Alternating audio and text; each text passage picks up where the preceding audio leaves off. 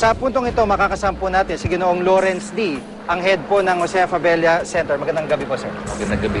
So, Chiki. sa karamihan po ng mga sinasagip po sa mga kalye ay dito po dinadala. Paano po ang proseso nangyayari doon? Basta po dinala po dito, amin pong ina-assess, yung po inaalam kung sino sila, taga saan sila, para malaman namin po kung anong dapat namin pong maaring maibigay na tulong sa kanila at malaman din namin po kung bakit po sila nasa kalye.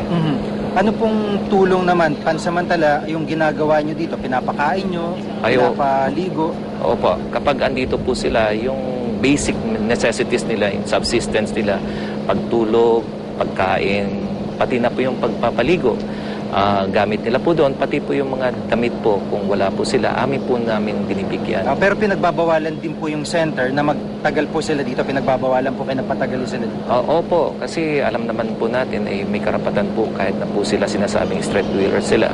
Basta po nalaman namin po sila yung taga rito lamang sa Maynila, amin po talagang ginagawang paraan na malaman namin kung saan silang tirahan at amin pong nakikipag-ugnayan po kami sa mga barangay at lalong-lalo na po doon sa local DSWD at sinasabi namin po may mga taga rito at amin pong hinahati ito at amin pong pinapaalam na sila ay bumabalik at sana po matulungan nila na hindi na sila makabalik o bumalik sa kalye. Opo. Ano po yung karaniwan namang kaso ng mga street dwellers na nakakausap po ninyo?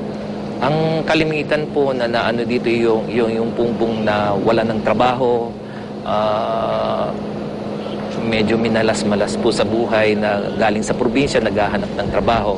Kalimitan po ang dahilan ng nasa kalye sila dahil wala po sila talaga, wala na sila at makikita mo sila ay para mabuhay po sila ay nag-ano na lang po yung sinasabi pong nangangalakal. Yung po. Kaya alam naman natin bawal po sa kalye, kaya po sila ay nare-reach out o nare-rescue po ng MMDA at dito po ay dinadala. At kapag andito po sila, amin po namin silang kinakausap kung ano po ba nais sa buhay nila. Gusto po ba nila bumalik probinsya, yung programa namin Balik Probinsya.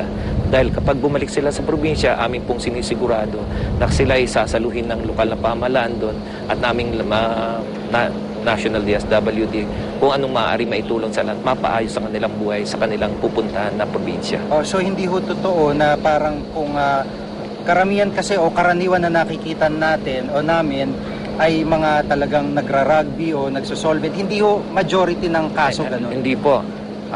Kung sakali naman po yung mga nagra-rugby, kalamihan po kasi kabataan po. Dito po ang dinadala ay mga adult po dito sa Fabella.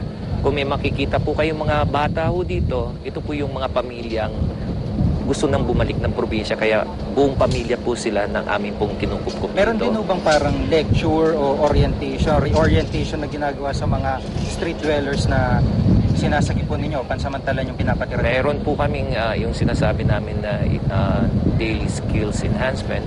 At hindi lang ho, meron din po kaming paaralan po dito na para doon sa may mga guru rin po kami dito na pinadala po rin ng DepEd para po yung mga bata pansamantala po, meron po silang sinasabi pong special education na kahit na 1 week, 2 weeks sila pong titira dito, pwede sila pong turuan din po ng teacher. Apo, tsaka kanina nakwento nyo na hindi lahat ng street dwellers kumbaga walang alam sa buhay, iba tumutulong dito magkarpintero, magtrabaho dito sa loob. Totoo po yun.